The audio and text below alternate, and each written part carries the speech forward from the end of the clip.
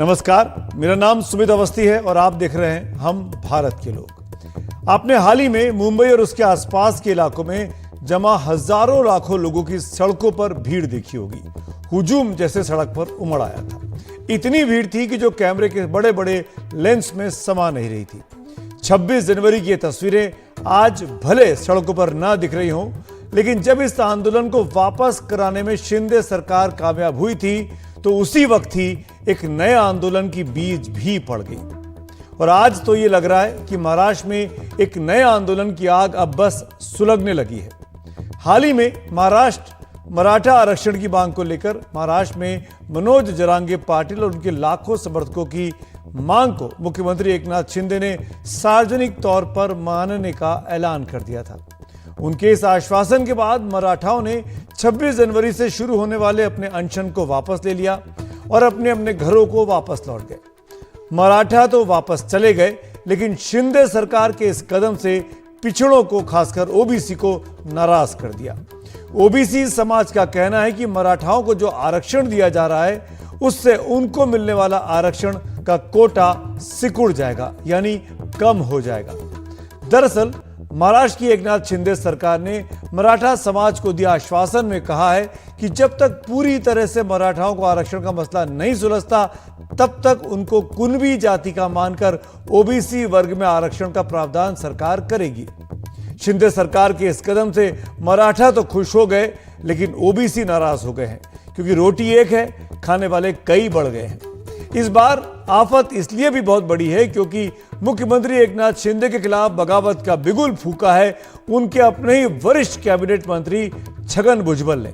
OBC समाज से आने वाले भुजबल ने अपने समाज के लोगों के साथ कई दौर की बैठकें की और अब वो अपनी सरकार के नोटिफिकेशन के खिलाफ अदालत जाने का दावा कर रहे हैं ताकि मराठा आरक्षण के सरकारी आदेश को रद्द कराया जा सके।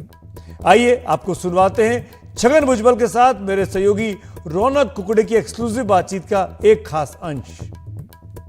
हमारा जो है 27% जो है 27% हमारा आरक्षण ओबीसी का है, अदर बैकवर्ड क्लास, जिसमें हम 374 जातियां हैं, घुमंतू से लेकर जनजातियां जो है सारे लोग हैं। तो गरीब लोग हैं, उनको अभी तक 9.5% आरक्षण मिला है सरकारी नौकरी में। सरकारी कहते हैं, हमने कहा भाई हमारा आरक्षण तो भरो, वो अब तक पूरा नहीं भरा। तब तक जो है इन्होंने कहा कि ये जो नए निर्माण हुए नेता मराठा समाज के, पहले तो उन्होंने कहा कि भाई हम मराठवाड़ा के लोगों ये निजाम शाही के दफ्तर में हमारा कुणबी करके जो है हमारा लिखान है। तो कुणबी बोले तो क्या है कि ओबीसी हो जाता है जी, तो वो आप ढूंढो और हमको ओबीसी में ले लो। तो उसके लिए कमेटी बनाएगी। सीएम ने भी पूछा तो मैंने, अगर कुणबी है और लिखान उधर पड़ा है दफ्तर तो देख लो भाई। तो वो हुआ, तो फिर बोले कि नहीं, सारे वो जो नेता लोग बोले सारे मराठवाड़े के जितने भी मराठा है उनको कुणबी सर्टिफिकेट दे दो। उसके बाद में बोले कि नहीं, सारे महाराष्ट्र में जो है मराठा उनको कुणबी सर्टिफिकेट दे दो। फिर बोला कि सारे मराठा उनको ओबीसी में ही आरक्षण लेकर रहेंगे। फिर बोल रहे हैं कि अगर एक को कुणबी सर्टिफिकेट या ओबीसी बन गया तो उसके सारे सगे संबंधी जो है वो कुणबी बनकर ओबीसी बन जाएंगे। इसका मतलब ये हो गया कि पहले ही जो है हमारी छोटी जातियाँ 374 27% में बैठी हुई है क्या, उसमें जो है ये बड़ा समाज आकर बैठेगा, पूरा मराठा समाज जो बलदंड है, प्रगत है, तो हमको तो कुछ भी मिलने वाला, हम तो आरक्षण के बाहर ही फेंके गए आज की तारीख में। ओबीसी समाज के बड़े नेता हैं छगन भुजबल, और भुजबल साहब की बातों से बहुत साफ है कि शिंदे फडणवीस सरकार के लिए एक तरफ कुआं तो एक तरफ खाई वाली स्थिति अब पैदा हो गई है, वो भी तब जबकि चुनाव में महज 2-3 महीने ही है। परसों के दिन जब उन्हें जो है वो आंदोलनकर्ता नेताओं के हाथ में ये जो फॉर्मेट दिया या ड्राफ्ट दिया, तब उन्होंने क्या कहा, मेरी सौगंध पूरी हो गई। मैंने कहा था कि शिव छत्रपति की सौगंध मराठा समाज को आरक्षण देंगे, तो भाई कैसी सौगंध पूरी हो गई। यहाँ तो काम चालू है। तो सौगंध ऐसी पूरी हुई, बैक डोर एंट्री हुई सारे मराठा समाज के ओबीसी में, कुणबी सर्टिफिकेट देकर, और पूरा ओबीसी को जो है आरक्षण जो खत्म कर दिया। हमको उसमें अगर हमको मंत्री पद का डर था, हाँ। तो हम इतने खुलेआम से तो नहीं बोलते ना। हाँ। अब मंत्री पद तो आता है और जाता है, मगर मैं ओबीसी के लिए, पिछड़ों के लिए लड़ रहा हूँ, लड़ के रहूँगा। क्या शायद वो विधायक हो ना हो, मंत्री हो ना हो, हमें कोई चिंता नहीं। मैं 35 साल का ये व्रत मैंने हाथ में लिया। ऐसा है ना, मैं मेरा काम कर रहा हूँ, आगे किसको खामियाजा भुगतना पड़ेगा ये मुझे नहीं मालूम है, मगर लोग अशांत हो गए हैं, दुखी है, क्रोधित भी है पिछड़े लोग, ये मैं दावे के साथ कह सकता हूँ। भुजबल के साथ इस हिस्से वाली लड़ाई में बीजेपी के भी ओबीसी समाज के बड़े नेता साथ हैं। नारायण राणे और पंकजा मुंडे के नाम मैं कुछ आपको बता सकता हूं। ये सब लोग 2 दिन पहले एक मंच पर इकट्ठे होकर अपनी मांगें सरकार को बता चुके हैं। इन सब ने साफ कर दिया कि इस फैसले के खिलाफ वो कोर्ट भी जाएंगे और आंदोलन भी सड़कों पर करेंगे। महाराष्ट्र के ओबीसी समाज के इन नेताओं की मांग है कि मनोज जरांगे पाटिल को सरकार ने जो ड्राफ्ट दिया है वो इसका विरोध करते हैं। राज्य की शिक्षा संस्थाएं मराठाओं के हाथ में रही हैं। उन्होंने ये भी कहा कि चीनी मिलें भी राज्य में जो है वो भी मराठाओं के पास है। ये भी इनका दावा है कि 60% से ज्यादा विधायक मराठा समाज से आते हैं। राज्य के कई मुख्यमंत्री और उप मुख्यमंत्री इसी समाज से आते हैं। इस वक्त भी एकनाथ शिंदे मुख्यमंत्री जो है वो मराठा समाज के हैं।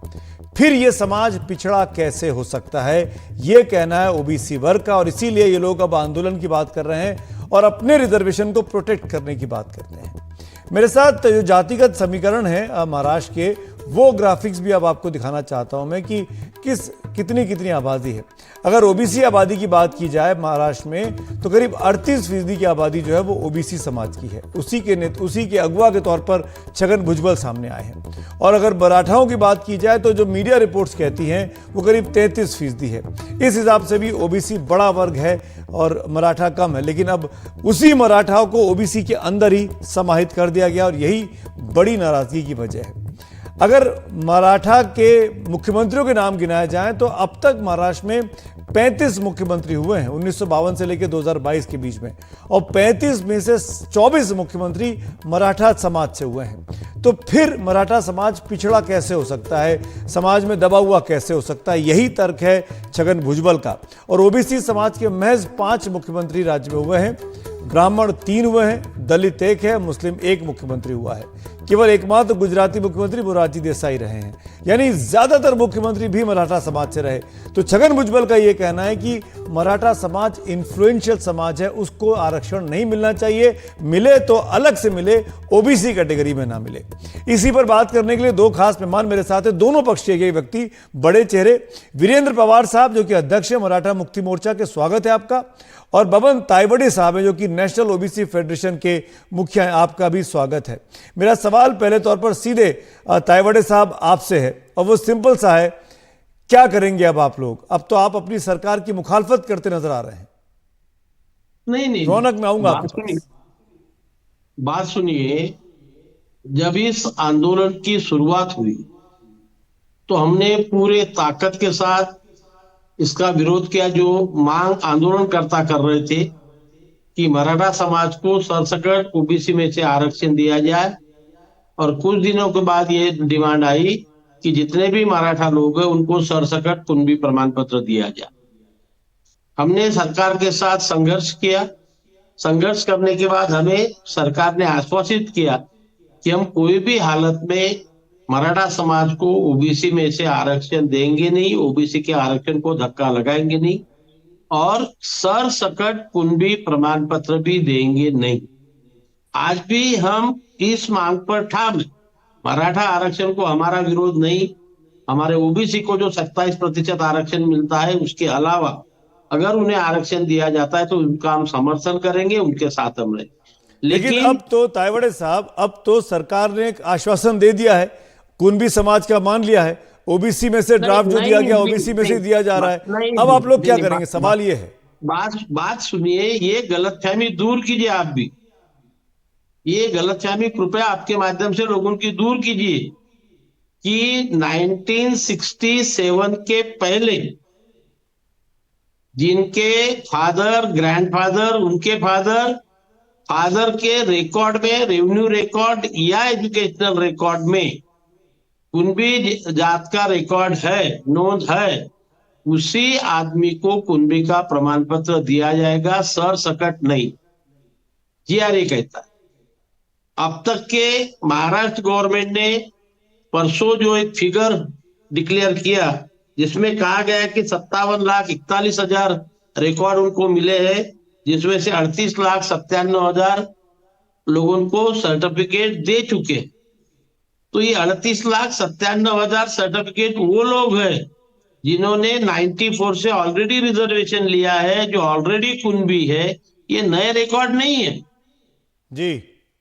दिया तो फिर सरसकट कुंभी को दिया ऐसा हम कैसे कह सकते हैं? आज भी जिनके रिकॉर्ड मिल रहे होंगे उनको सर्टिफिकेट देने से कोई रोक नहीं सकता, ठीक लेकिन है। उनके 1967 के पहले फादर या ग्रैंडफादर के रिकॉर्ड पे कुंभी कास्ट का रिकॉर्ड होना चाहिए। मैं पवार साहब के इसमें पास से जाना सरसकट चाहूंगा, करा दे वक्त की दिया। कमी है मेरे पास। हाँ। तायवाड़े साहब, पवार साहब, हाँ। मराठाओं को आरक्षण मिल गया, आप लोगों को सरकार ने भरोसा दे दिया, बाकायदा चीफ मिनिस्टर ने कहा कि मैंने शिवाजी को दी हुई अपनी प्रतिज्ञा पूरी कर ली। आप जाहिर तौर पर खुश हैं, पर अब ओबीसी ने जो नया प्रोटेस्ट शुरू कर दिया है, जिस तरीके जिस अंदाज में भुजबल साहब बोल रहे हैं, आपको लगता है कि आपके जो आरक्षण का आपको आश्वासन दिया गया उसमें रोड़ा अटक सकता है?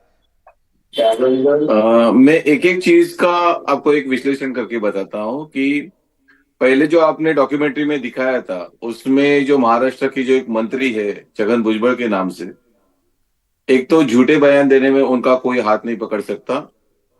ये आप उनके पूरी अगर आप हिस्ट्री देखेंगे तो दशावतार जैसे रहता है कि आदमी अलग अलग रूप लेता है, वैसे वो रूप लेने में माहिर है। अगर आप देखेंगे कि पहले उन्होंने क्या बताया कि ओबीसी का 27% रिजर्वेशन है और हमारी पॉपुलेशन है 54%। ओबीसी की पॉपुलेशन 54% है, चलो मान लिया उनका 54% है सर। एससी एसटी का रिजर्वेशन 100% जब महाराष्ट्र में है तो उनकी परसेंटेज है 20%। तो वो 20 प्लस ये 54 हो गई 74। मुस्लिम 18% हम लोग काउंट करते हैं, 16% भी काउंट करेंगे तो 74 प्लस 16 90% हो गए। उसके बाद आ गए पारसी, आ गए जैन, आ गए बाकी इतर समाज आ गए, वो सब मिला के और 4-5% हो गया। तो मराठा है किधर फिर इसमें? आप उनकी उनके कैलकुलेशन के ऊपर हम लोग बात करते हैं, मैं मेरा नहीं बता रहा उनका। तो हम लोग को ये कैलकुलेशन है कि हम लोग महाराष्ट्र में है कि नहीं है जी। इसलिए हम लोग ने कहा पहले कि ये आदमी झूठा है ये बात करने में और ये आप सब बड़ी बात घुमाने कर में। रहे हैं। मैं एक बार रौनक के पास जाऊंगा। रौनक, छगन भुजबल साहब ने पूरा मूवमेंट खड़ा कर दिया है और आपने सुना उनको झूठा कहा जा रहा है मराठा समाज के द्वारा। मेरा सवाल सिंपल सा है, क्या एक नया आंदोलन खड़ा हो रहा है चुनाव के वक्त में? क्या एक नई मुसीबत एकनाथ शिंदे के लिए है?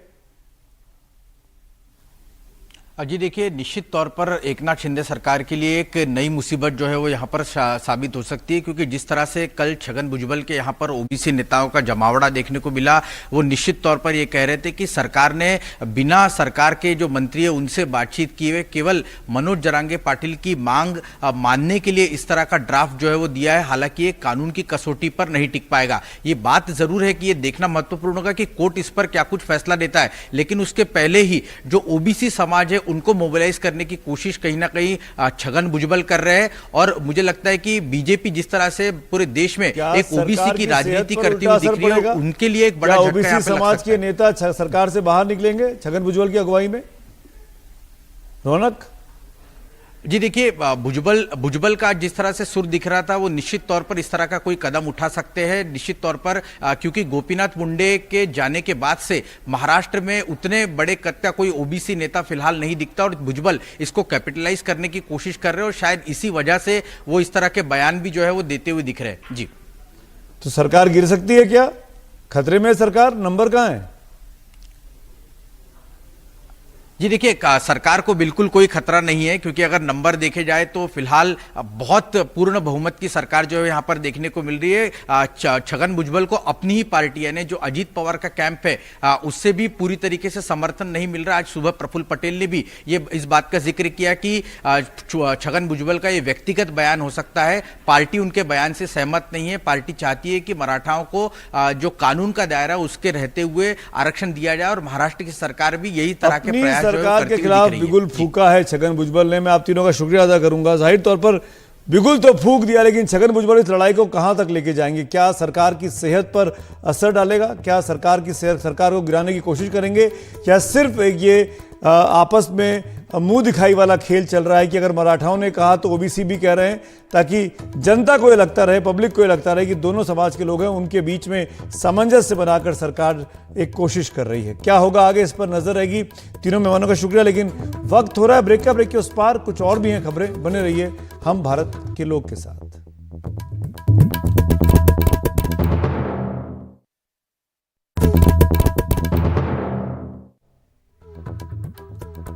हम भारत के लोग देख रहे हैं आप, और अब वक्त है आज के वीडियो ऑफ द डे का। हम भारत के लोग आज बीटिंग द रिट्रीट देख रहे थे। 26 जनवरी के तमाम समारोह का समापन आज औपचारिक तौर पर बीटिंग द रिट्रीट की इस परेड के साथ हुआ, जो दिल्ली के विजय चौक पर हुई। आर्मी के बैंड्स ने परफॉर्म किया इस समारोह में, और उसके बाद जब करीब 1.5 घंटे तक का समारोह चलने के बाद अंत में पूरे इलाके में शानदार बिजली से नॉर्थ ब्लॉक, साउथ ब्लॉक और प्रधानमंत्री कार्यालय की बिल्डिंगें जगमगा उठी।